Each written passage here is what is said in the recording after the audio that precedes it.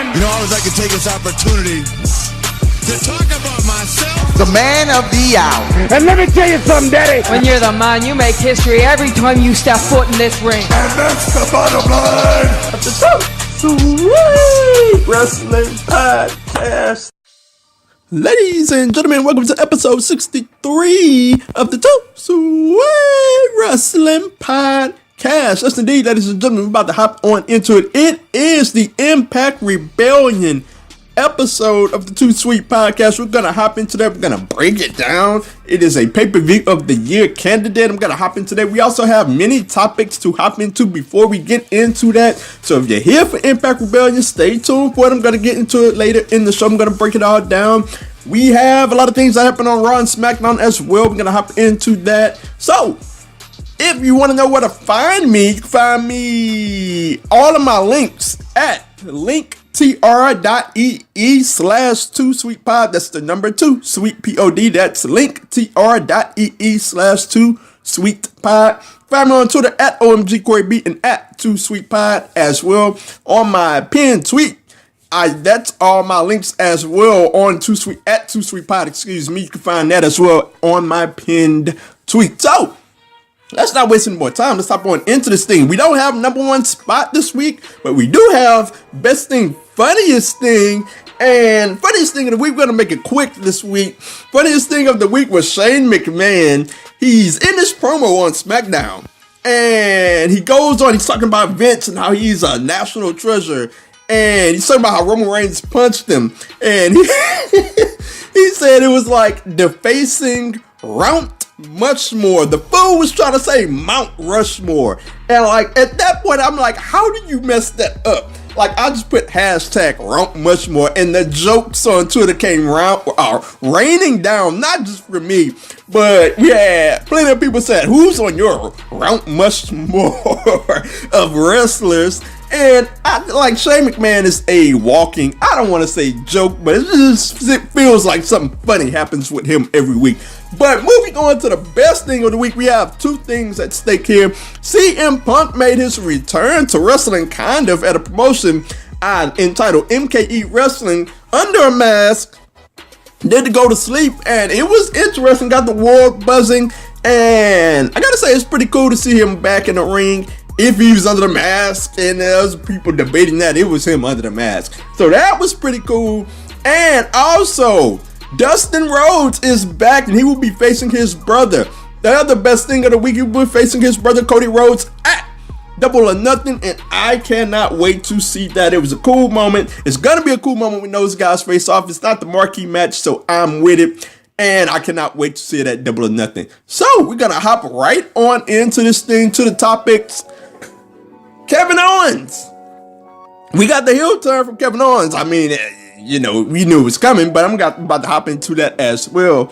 We had Big O at the time. He was ringside for Kofi Kingston versus Shinsuke Nakamura.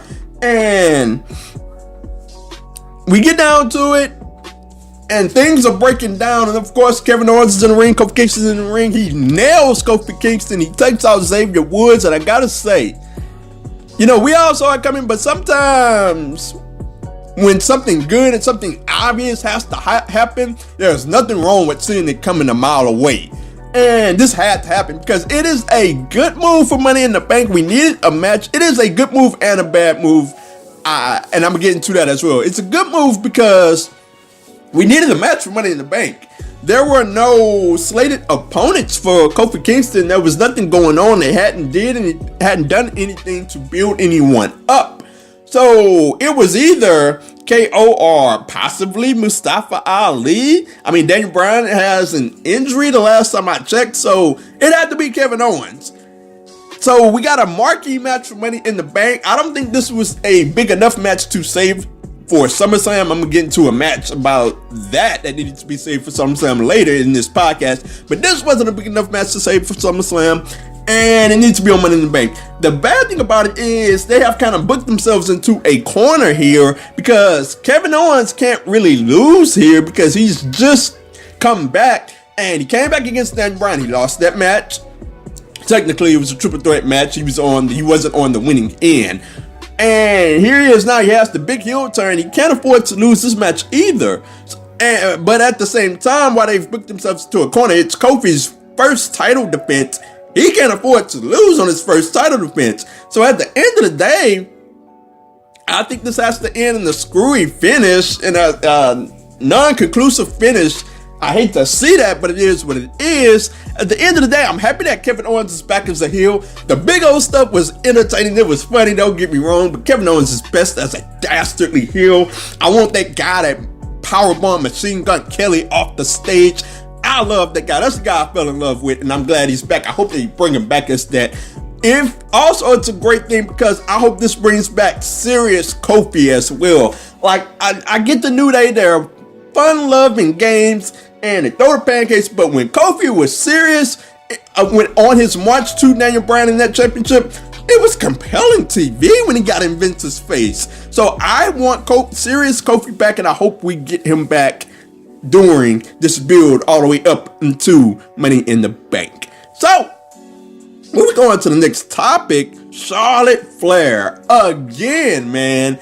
Like, okay, Becky and Charlotte's having a promo. They're going back and forth, doing the same old thing, doing the same old two-step. And out comes Bayley. And it's like, okay, Bayley's out here. Maybe Bayley's going to get the title shot. And Bayley gets serious. Like the serious Bayley that we saw when she beat down Sasha Banks. And I'm like, I immediately tweeted, yeah, Bayley, because I like that Bayley. Like, where has that Bayley been? They have been bottling up that Bayley because they haven't been taking her seriously. So she comes out, she gets the match with Charlotte Flair, and throughout the match, I'm like, okay, they have to have Bayley win here. There's no other choice. And sure enough, Charlotte Flair wins. And we get the like, oh my goodness, man. Every time I hear that music, I just want to put my head down. And here's why. Like, I'm sick of Bayley and, I'm sick of Becky and Charlotte, man. Like, how many times do we have to see this? There is so much talent. And I pretty much said this when Charlotte Flair beat Asuka for the title. There's so much talent back there, and there's even more right now. Like, do I have to go down the list of Bayley, Ember Moon, Asuka? Even you can throw Liv Morgan in there as well. So much talent on SmackDown, and we go with Charlotte Flair again at Money in the Bank. Like, nobody wants to see that. I understand that it's gonna be a good match, but at the same time, man, how many times do we have to do this? It could have been a good match with anybody, with Bayley. It could have been a good match with Ember Moon. I mean, this could have been a nice reset for Charlotte at Money in the Bank. She could have faced off somebody else. This could have been a nice reset for Becky as well. And speaking of Becky, I need to find out where all of these people are that told me that, you know what, Charlotte beating Asuka is a good thing because, you know what, we need to unify the titles. And like, okay, they didn't unify the titles. Where are those people now? Like, what was the point of taking a title off of Asuka? I know I'm taking a left turn here, but Becky's defending both titles in one night. Like, if you're not gonna unify the titles, then what was the point? Eventually, Becky's gonna lose one of them. What was the point? Like, I don't get that whatsoever. So, moving on, we got Bray Wyatt. And there's been a lot of conversation about this, and I haven't even hopped into it yet. I'm about to hop into it now. So, Bray Wyatt, he re-debuted with this strange promo. He is now the modern day Steve from Blue's Clues, and there are a lot of people for it. There are a lot of people against it. And look, I thought it was weird. I gotta say, right, I'm gonna get right on into it. I ain't for it. Look, that's just what it is. I didn't like it because here it is. This is something that has a 50-50 chance of working. And I don't I like things to be certain. And this ain't certain whatsoever, given WWE's track record. And given WWE's track record with Bray Wyatt, something I may hop into later. So there are a lot of people saying, oh man, y'all need to chill out. Give it a chance. And like, I'm not, here's the thing, man. You want me to give it a chance I've seen all the things happen to Bray Wyatt. I've tried to give Bray Wyatt chance after chance after chance, and it has failed time and time again. So a character that has a 50-50 chance of working, look, I'm just hesitant about it. I don't even like it. So, I mean, if people like it, then, that's good for them. But I don't like it. Here's the deal. Another reason why I'm upset. Bray Wyatt already had a good character. Like, the people loved his character. The people loved him in the ring. The people loved his music. The people loved his promos. There was nothing you needed to change about it. And I hear people say that, you know what? It would be nice if Bray Wyatt took all this and turned into an evil person. And I get that, but here's the thing. You pretty much want him to turn into the character that he already was? I mean, at this point, if you're gonna go down this route with this playful Bray Wyatt, then go all the way with it. You might as well go all the way with it. Because if you turn him into an evil person, you might as well have re-debuted him like that, or as a tweaked version of his character. Because, look, man, here's the deal. This is not like Undertaker re-debuting as Biker Taker. At least that was a bad boy persona. Like with Undertaker, you can feasibly see that working out. I have a tough time seeing this work out. I understand the character of Bray Wyatt. I believe in him. He can turn chicken you-know-what into chicken salad. And I believe in this guy. Could he make it work out? Sure, he could make it work out. But he had a character that I was into and that I really believed could work. And at the end of the day, now we're at a 50-50 state of this thing that could work or maybe work. Bray Wyatt as himself, his previous self, all he needed was consistent booking. And he was a main event player.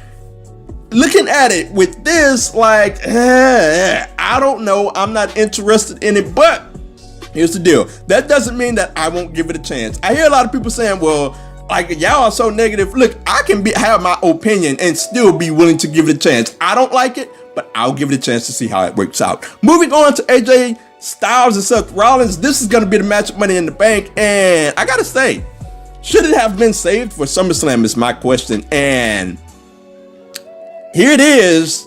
AJ Styles won his matches on Raw, and I gotta say, I thought it was gonna be Baron Corbin, and I was shocked when AJ Styles won that main event. Look, this is a legit dream match.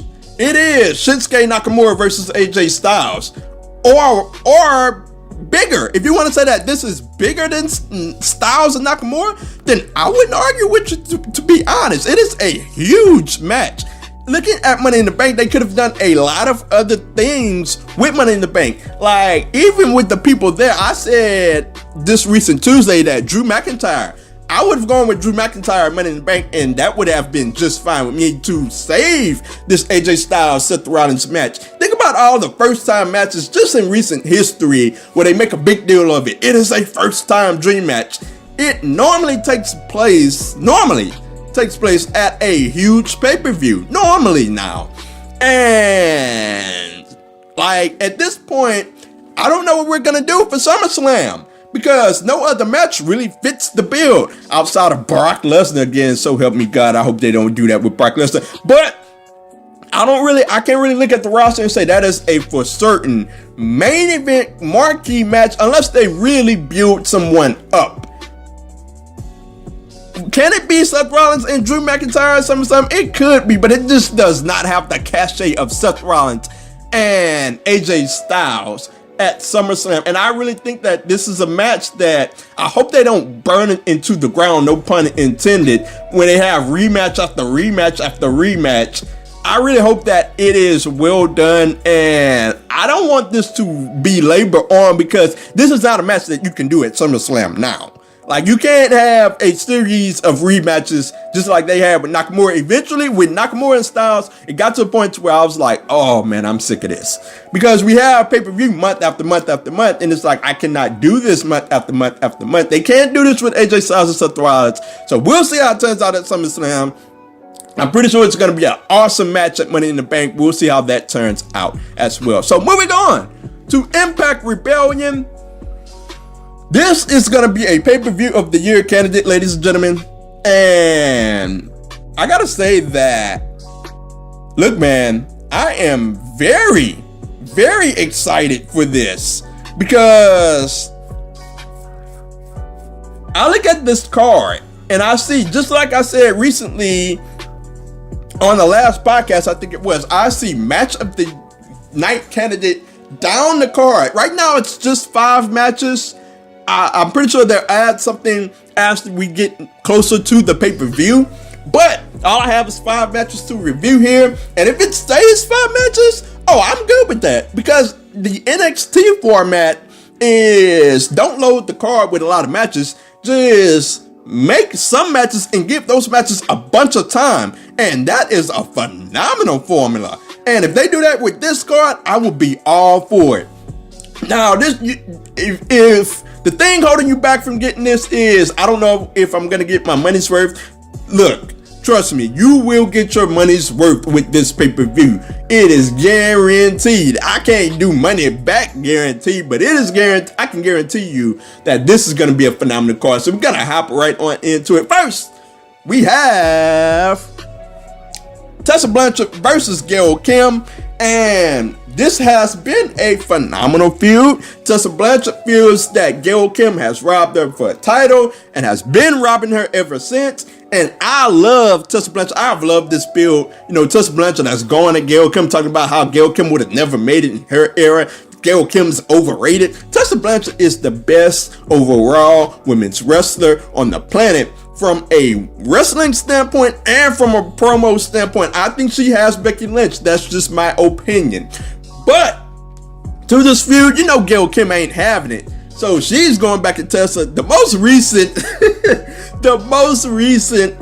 segment with Tessa Blanchard going into Gail's husband's restaurant and pouring food over everybody, firing people. That was inglorious. I loved every bit of it. It was wonderful. So looking at this match, Tessa Blanchard versus Gail Kim, it is going to be a phenomenal match. I'm very much looking forward to it. And like I said, a match of the night candidate. At the end of the day, Tessa Blanchard will pick up the win here. There is no reason for Gail Kim to be winning here. She is coming back for one match. No reason to win here at all. Even though the storyline dictates that Gail Kim overcomes the evil heel, Gail Kim should not be winning here. Tessa Blanchard will indeed pick up the victory here. So moving on to the X Division Championship matchup. We have Rich Swann versus Sami Callihan, and this has been one of the, I gotta say, the best built feud heading into this card. And it is because, you know, the X Division normally doesn't have a story, much of a story going into their matches. It's more about the action, less about the story. Well, this has been a pretty good story. Sami Callihan wanted Rich Swann to join OVE, and Rich Swann denied him, told him that, you know what, I'm not with it, threw the shirt in his face. At one point he joined and then he unjoined. I thought he joined for a hot second, and I was with it for a hot second. But we have had the back and forth with Rich Swann and Sami Callihan. They had a match on Impact for the X Division Championship. I thought Sami Callihan was going to win it. Then he didn't. Rich Swann picked up the victory. And here we stand at Impact Rebellion. They're going to go at it again. Sami Callihan says that he's going to take everything from Rich Swann. And I just really threw myself off right there. But I expect this another match of the night candidate. I expect it to be a phenomenal matchup. Surprised that there's no stipulation on this one, but it is what it is. It's still going to be an excellent match. I expect Sami Callihan to pick up the victory here, surprisingly, and get the win over Rich Swann. So I expect it to be a phenomenal match. I don't know how he wins. Maybe OVE interferes and Sami Callihan wins that way. That's what I expect to go down at Impact Rebellion. So moving on to what I'm going to call this a match of the year candidate already before the pay-per-view even takes place. Full Metal Mayhem, Pentagon and Phoenix, the Lucha Brothers versus LAX. This has been a phenomenally built storyline as well.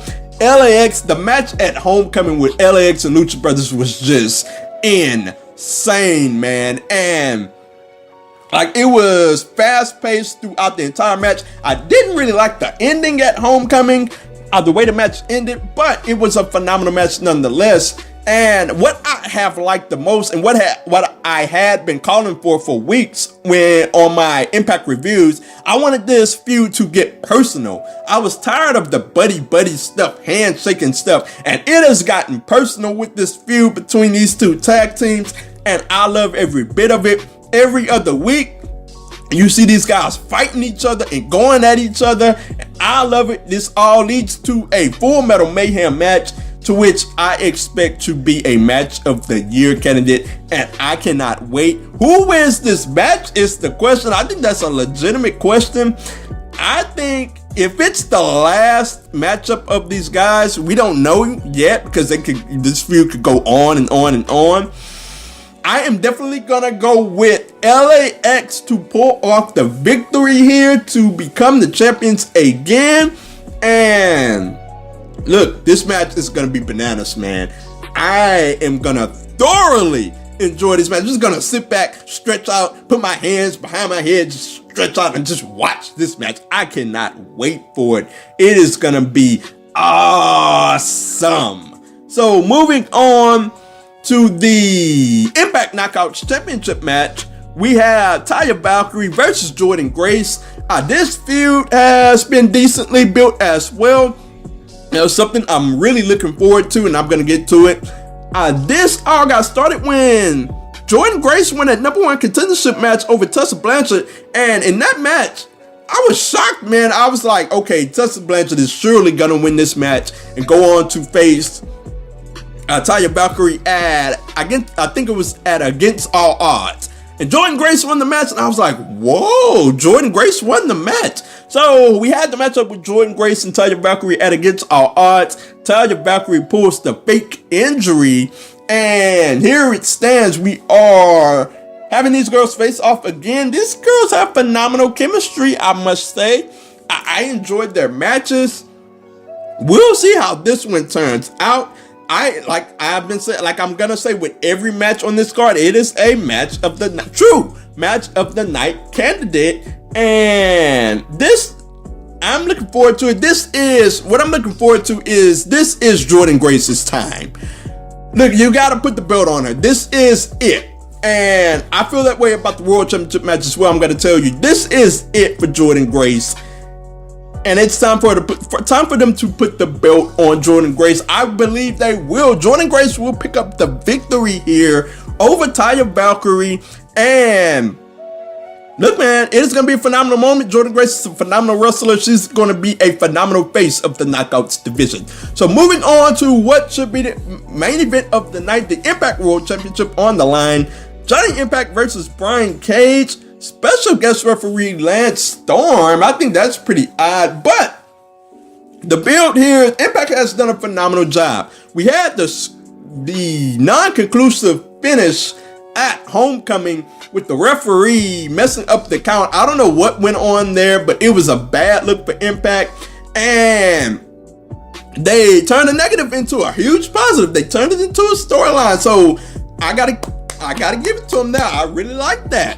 And they turned the storyline into Johnny Bravo being a cricket referee for Johnny Impact. So I like that. Brian Cage has been on a war path to get his title shot, and here it is. Brian Cage was tearing stuff up last week, and eventually got down to Lance Storm being the guest referee. And I gotta say that seems pretty random. Lance Storm is the guest referee, yeah, but I have no problems with it so long as they're bringing him in to call the match down the middle, and no extra stuff is happening here. No non-conclusive finish happens here. I'm good with it. So, just like I said for Jordynne Grace, this is really it for Brian Cage. Like, just send him to the back of the line if you're not going to put the championship on him now.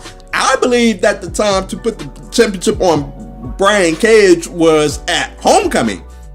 At that time, I was like, okay, it's time to put the title on him. Right here, I'm feeling like this is the final time for him. So as long as he's in the company, you have to put the title on the guy here, or else, like, what are we doing here?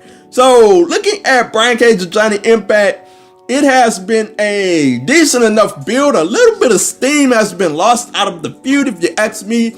For as much as we built up and built up and built up to Rebellion, but what these guys underrated, what they did have at Homecoming was a phenomenal match. It was a match of the year candidate. I'm being honest with you guys, before the extra crap came into play, before Johnny's guys got involved, before the ref stuff happened. It was a match of the year candidate, and I expect a match of the night candidate, possible match of the year candidate, so long as it's called down the middle, no extra stuff happens. These guys have phenomenal chemistry. Brian Cage is the bigger guy that can move around, the new age big guy that can move around the smaller guys. Johnny Impact is very nimble as well. He's grown as a wrestler as well from his WWE days. I expect a phenomenal match, and I expect Brian Cage to pick up the victory here and become your new Impact World Champion.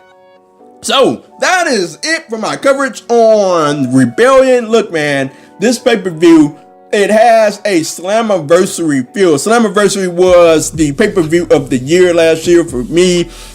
When they were building up to Slammiversary, you felt that something special was gonna happen, and you just feel that something special, is gonna happen here as well. It's in the Rebel Complex Center in Toronto. I think that's in Toronto, but it is definitely in Canada. Rebel Complex Center, same place where Slammiversary was as well. So I cannot wait. If it turns out like Slammiversary, it is definitely going to be the pay-per-view of the year. That's just my opinion. So let me know your thoughts, whether that's on whether that's on Impact Rebellion or the topics that I jumped into before I got into Impact Rebellion breakdown. Let me know your thoughts, whether that's in the YouTube comments or on Twitter at the number 2 Sweet Pod. That's not TOO Sweet Pod. That's the number 2 Sweet POD, or at OMG Corey.